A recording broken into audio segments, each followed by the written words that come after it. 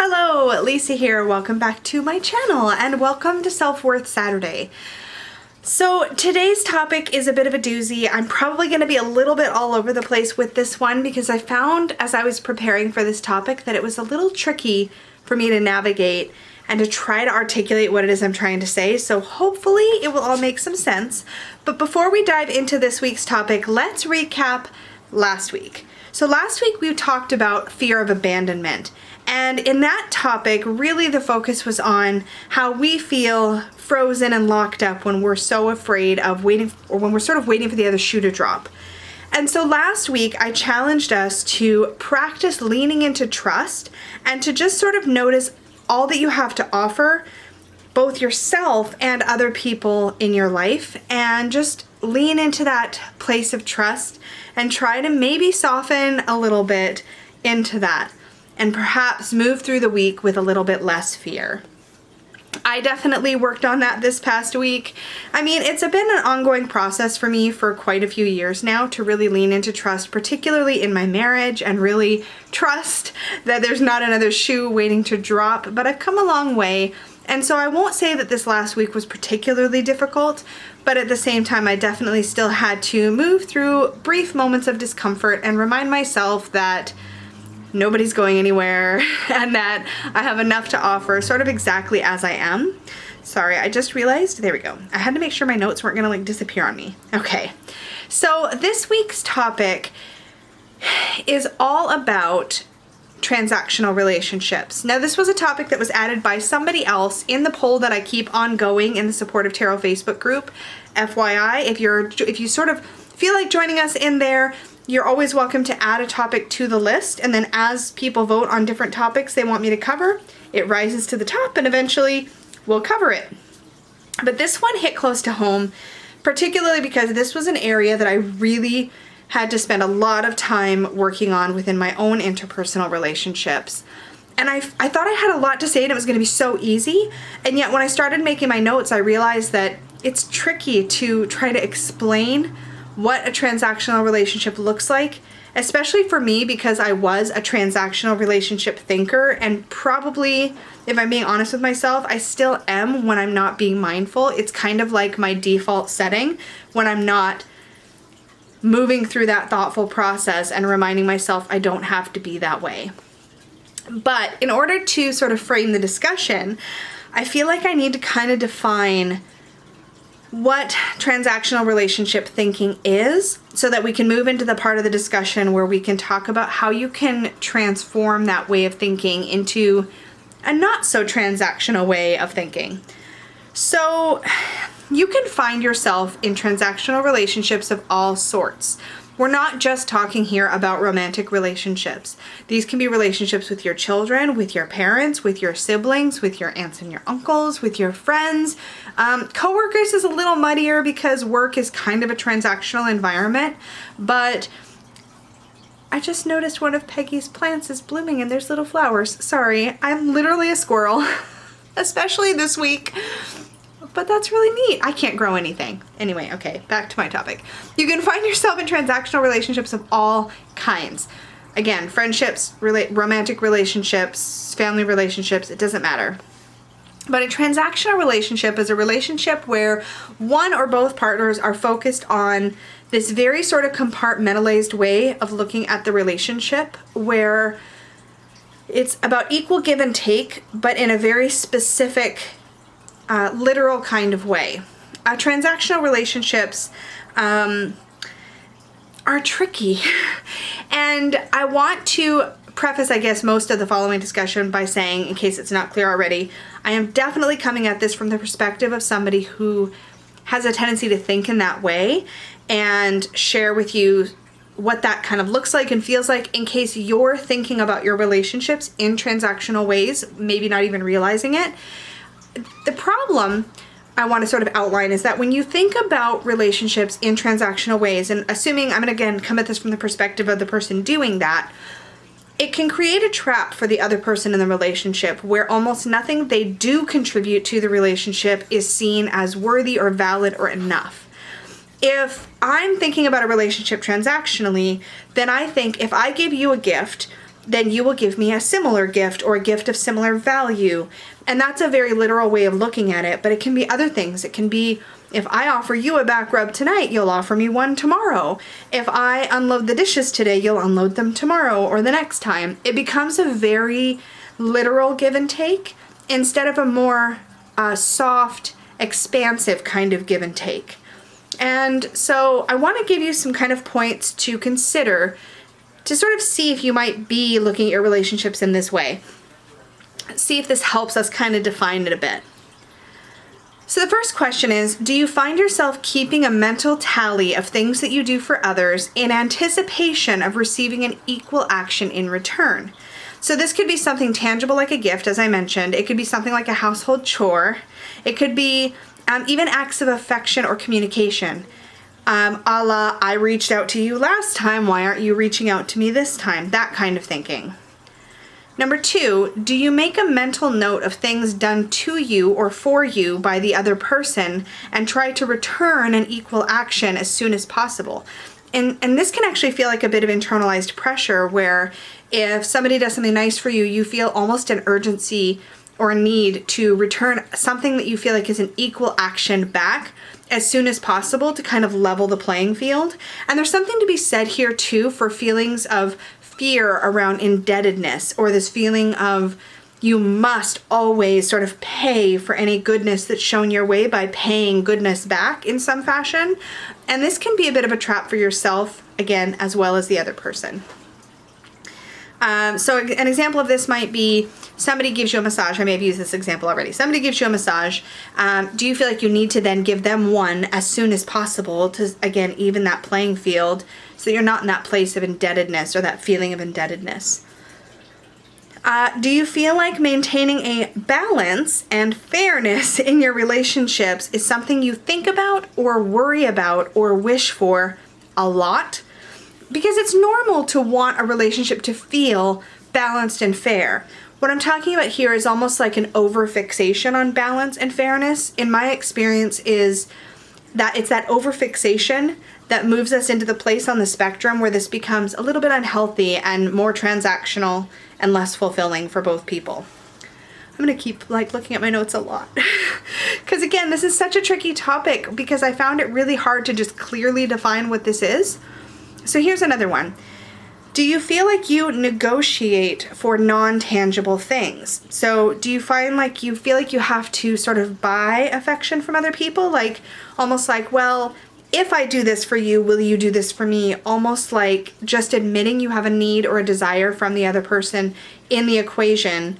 Just admitting that sort of vulnerability doesn't feel appropriate or like you're allowed to. You might feel like you need to make a case for why you want or need that thing from your partner, or you might feel like you need to sort of pay for it in advance with some kind of action of affection or some kind of tangible chore or gift. And you know, when I say this stuff out loud, it feels so obvious to me that this is what transactional stuff looks like and feels like, and it feels like something that like nobody would do. And yet it's something a lot of us do, a lot of, and maybe not even realize how habitually we do that.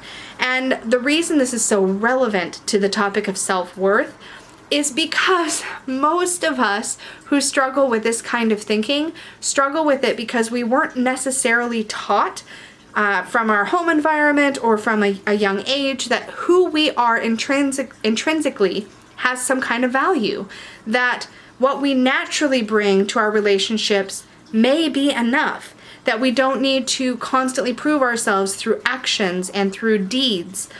You know, I learned to use deeds as a survival tool growing up, and I personally learned that deeds could buy me a lot of smooth sailing in my not so healthy relationships. And I think because I learned that at such a young age, I kind of carried that forward into my approach in all of my relationships. And it just sort of felt like what you're supposed to do. Like you're supposed to purchase goodness in your relationships by doing extra things or good things, or it didn't feel, it's again, it's so hard for me to describe, and I feel like it should be easier. And I really struggled with my notes on this one because I feel like it's just something that is my default setting. So for me, it almost feels normal. And I've learned that it's not so normal and not so healthy the way that I had learned to interact in this way. But it's also something that, I mean, in my lifespan is still fairly new. Learning to move away from transactional thinking is something that's really been about the last 10 years of my life and not all the years before that. Let me get back on track. Maybe.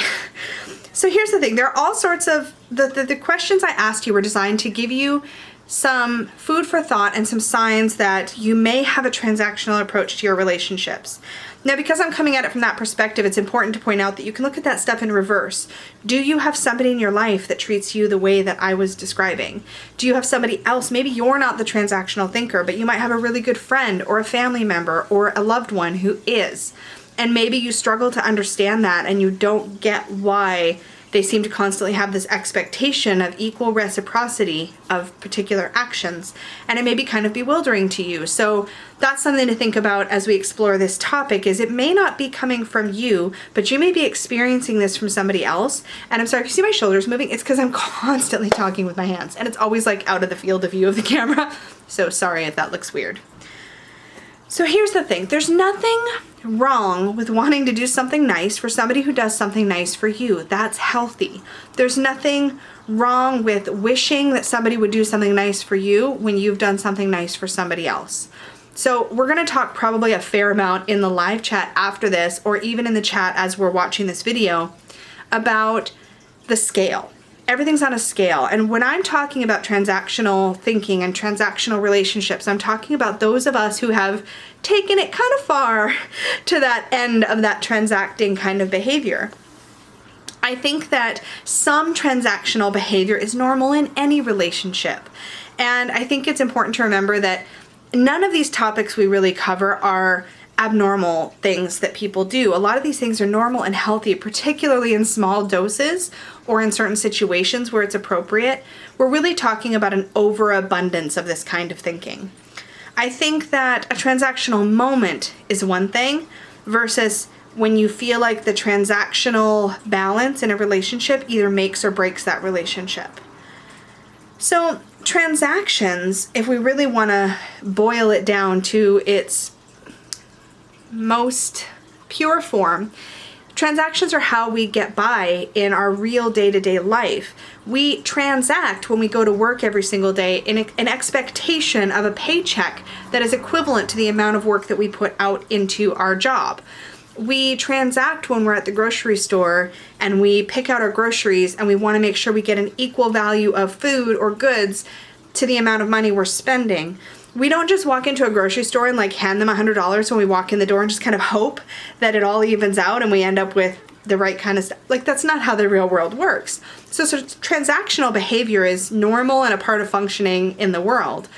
I think it's when we bring this to our personal relationships, it can create a kind of pressure in the relationship that makes it feel forced, and it can also make like you or the other person or both of you are walking on eggshells all of the time because you're worried that, like, what if I don't put in enough? What if I, don't do the right kind of reciprocal action? I think it's just important to remember that transacting is a part of life. It's like finding out the appropriate times to transact versus to just be present in a relationship. The reason so many of us struggle with this particular behavior or find ourselves maybe even not even noticing when we're in transactional relationships is, again, because we were maybe taught that who we were intrinsically wasn't good enough and that we needed to prove ourselves through actions.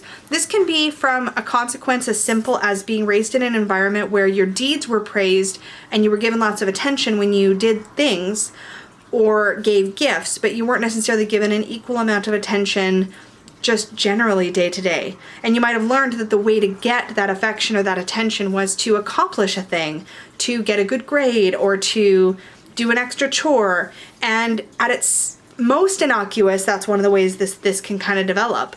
And in other ways, it could just be even more toxic. It could be that it was really bad unless you were doing extra good things. So there's a whole bunch of reasons and ways this can show up for people, or where it can kind of originate. And some of it you can be from like a total Brady Bunch kind of, maybe that's not the right example. Maybe it is. a kind of like, classically fine, good family, and it could just be that parents were busy. They didn't have a lot of attention to give, so they tended to dole out that attention based on things that really caught their attention, like your deeds, like your accomplishments, that sort of thing. The thing about being transactional is that we tend to feel like what we're offering in our relationships are the measurable things, the gifts we give, the deeds that we do, and not what we bring in intangible ways, the nurturing we provide, the listening that we do, the way we give attention to our partners, our friends, and our family members. We don't realize the value in all of that other stuff. And while we appreciate that stuff from other people, we may not fully recognize the value in that either because we're so used to looking for the transaction. The shadow side of what sounds like maybe a really giving way to be, I'm constantly trying to prove myself through deeds and through gifts. It makes me sound probably pretty generous. But the shadow side of that, the sort of unfortunate byproduct of that, is that you can find yourself feeling really, really, really insecure when you don't get the same kind of transactional behavior back. And this was a real struggle for Peggy and I in the beginning of our relationship because I was so used to looking at relationships in this transactional way that if I did a thing, like a tangible deed for her, I kind of wanted to see some kind of tangible deed back. One good example might be that growing up, we were really big on birthdays and holidays, lavish gifts and things like that was just a way I was raised. But it was the only time in those relationships that things felt kind of good, or at least one of the only times. When I moved into sort of a healthy relationship with another adult, it was weird because Peggy was raised in a totally different way. Her family didn't make big deals out of holidays and special occasions. They weren't big on gift giving, and so she really is a gift giver on more random days. She totally spoils me, don't get me wrong, but she does it at random days. She almost prefers to do those kinds of acts when they're not expected versus when they are, because that feels better to her and it feels more authentic. But in the beginning I was like, what do you mean there's no present on my, what? What is happening? But she could be super generous the rest of the time, but my transactional brain was like, on your birthday, I make a big deal. Therefore, on my birthday, you should make a big deal. And it was hard for me to recognize that that didn't mean our relationship was imbalanced. In fact, in a lot of ways, I was so fixated on the times and places I thought I should be transacting something into the relationship that I could be neglectful the rest of the time, whereas she could be very attentive the rest of the time and just not be hyper-focused on specific special days. I hope some of that made sense. It makes sense in my head. I feel like I say that every Self-Worth Saturday, but I usually end up on some kind of tangent, and I hope there's some nugget of that kind of hits for somebody. I think it's hard to describe because deep down, the shadow side of this is that you don't feel worthy of love just for who you are. And this comes up a lot on different topics we cover in this series, but when we're viewing relationships transactionally, we're constantly looking for those bits of proof, of physical, tangible evidence that we matter to our loved one. And there's a whole side topic here about love languages and all that kind of thing that we can totally get into. But at the end of the day, the sort of end of the spectrum I'm talking about is when you can't see the equality in a relationship without that transactional give and take. The reality is that we all like it when people do nice things for us. That just feels good. And we probably genuinely enjoy doing nice things for other people. The issue comes in when we feel like each action should be followed up by an equal action. Non-transactional relationships can still have a very equal give and take, but it won't look as linear or literal as give a gift, get a gift, right? It might look like you give what you give to your relationship in general, and you get what you get from your relationship in general. And it can be totally different, and yet both people feel equally fulfilled. In a healthy relationship, both people, to one degree or another, hopefully will feel like they get the better end of the deal in a way. I can give and give and give into my relationship in whatever ways feel the most nurturing to my partner or to me or to my friend or to me or both, ideally. But what matters is that they feel fulfilled by whatever I'm putting in, and I feel fulfilled from whatever they're putting in. And those things don't have to be the same thing. And that took me so long to sort of figure out. A good example of this, I have a friend who essentially always initiates our get-togethers. Every single time. She texts me and is like, hey, blah, blah, blah, let's do this particular thing. And I basically always say yes. And I've been really transparent that I'm terrible at initiating things, but I'm almost always up for doing the thing. And I think this is just a thing that comes from my own personal version of introversion and shyness and things like that. But we've talked about it. And so she is very happy to continue to initiate our get-togethers. And in return, instead of me feeling like I need to somehow initiate an equal number of get-togethers back, instead, I say yes. And I also make sure I tell her fairly regularly that I genuinely appreciate that she does that I get so much out of that. And she regularly reminds me that she's happy to do it. And so we're both feeling like we're getting the better end of the deal in a way. We're both feeling fulfilled by the relationship, such as it is, right? But I'm not holding myself to this pattern of I must do this equal, exact, precise give and take with this initiating of get-togethers. Hopefully that makes sense. Peggy was ultimately the one in my life who taught me that I had approached our relationship somewhat transactionally in the beginning. And I think that it would be as simple as in the beginning, it's like she would give me a back rub and I'd feel like I needed to give her a back rub. It's not that I thought, okay, well, she's giving me a back rub and I feel really good, so we're gonna spend some time cuddling and I'll tell her how much I appreciate her. And there's so many different ways we give back to our relationships. And yeah, so hopefully some of these examples make some of this make sense. But in my head, it feels so clear, and trying to express it to you guys feels so muddy, but I hope the idea is coming across. And I think by now we hopefully have a pretty good idea of what a transactional relationship looks like and what it can feel like and how it can kind of lock us up. So let's talk about a few action steps you can take to shift things, to transform your transactional way of thinking or your transactional feeling relationship into something a bit more fulfilling. The first step is to notice when you do something nice for somebody, or you give something, like you give a gift or you do something nice, just notice how it feels to do that while you actively practice releasing expectation of getting anything back. Now, we often feel very generous when we're doing a nice thing or we're giving something, and we're not always quick to notice that we are holding this expectation of some kind of reciprocity or return action. So see if you can consciously, every time you do something nice for somebody or you give something, see if you can just really consciously notice how it feels to do that while you're actively not expecting something back. And see how it feels, because you might find that just that act is fulfilling all by itself. Second, notice when someone does something nice for you or you receive a gift, and allow yourself to enjoy that moment without getting in your head right away, giving into that urge to sort of plan out, okay, but what can I do back? What should I do back? How can I acknowledge? How can I reciprocate this good deed or this gift? If there's nothing wrong with doing something nice for somebody who's done something nice for you, there's nothing wrong with that, but let yourself be in the moment. Let yourself have the experience of having this good come to you without rushing it so that you can immediately push that attention back on the same person back. Did that make sense? It's a little bit like the talk we had on this channel about accepting compliments. It's like that moment of letting yourself really be present and say thank you and accept and take in the good that's coming to you without feeling like you need to push it back with a reciprocal action.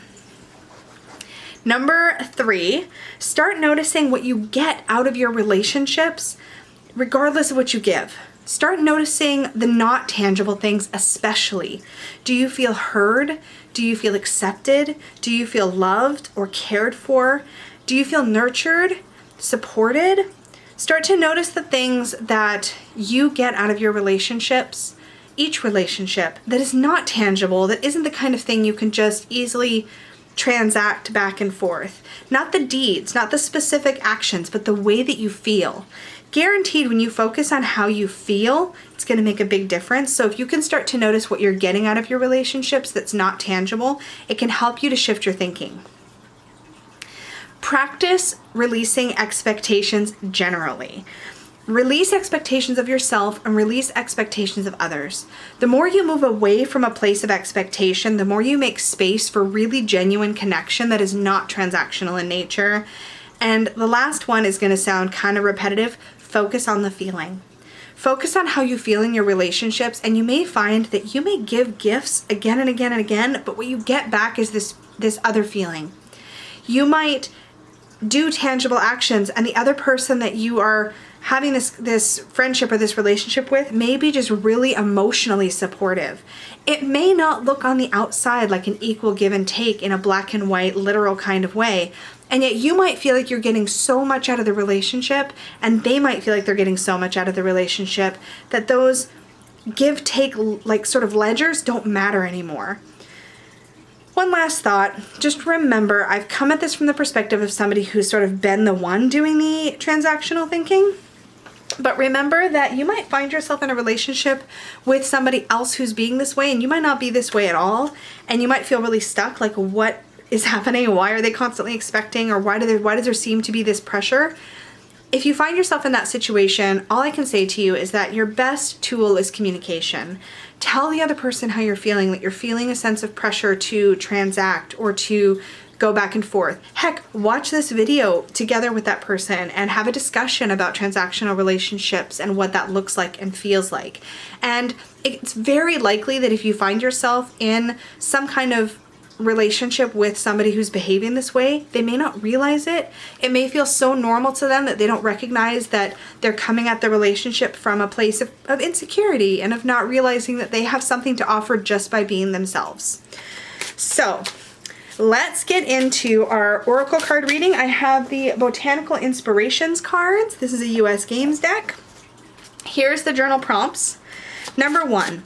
Have you found yourself caught up in transactional thinking in your personal relationships? In your personal relationships. And where do you think this comes from in your life? Like, where do you think the roots of that are? Number 2, why is paying attention to transactional reciprocity important with your non-personal relationships? Like exploring writing what that looks like in work, in business, in purchases, when you're negotiating services. And number 3, why is releasing transactional reciprocity healthy for your personal relationships? Why is moving away from this way of thinking helpful? And our weekly challenge, of course, this week is to notice when you experience transactional thinking. Notice it in your personal relationships and just see if you can step out of that trap that it creates. If you really feel like you need to return an action with another equal sort of action, see if you can get outside the box a little bit. If somebody's given you a gift, see if you can think of some other way to say thank you besides just giving them a gift back. See if there's something else, just to sort of shift your thinking and practice looking at things just a little bit differently. So maybe if you're given a gift, write a really nice thank you note. Instead of sending a gift back. Or if your partner cooks one day, instead of cooking the next day or feeling like you need to, instead maybe take them out to dinner or pay attention to them a lot that day. You know what I mean? Like just try to get outside the box a little bit. I will have the journal prompts and the challenge down below.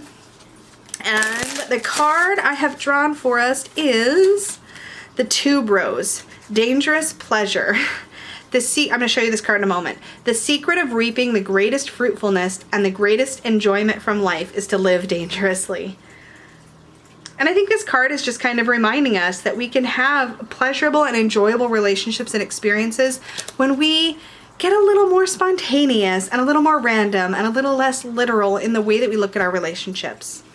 Thank you so much for joining me for Self-Worth Saturday. Remember, as always, to say to yourself as often as possible, I am worthy and I am unafraid. Thanks so much for hanging out with me. Remember to like, share, subscribe, and all that good stuff, and I'll see you all again very soon. Bye!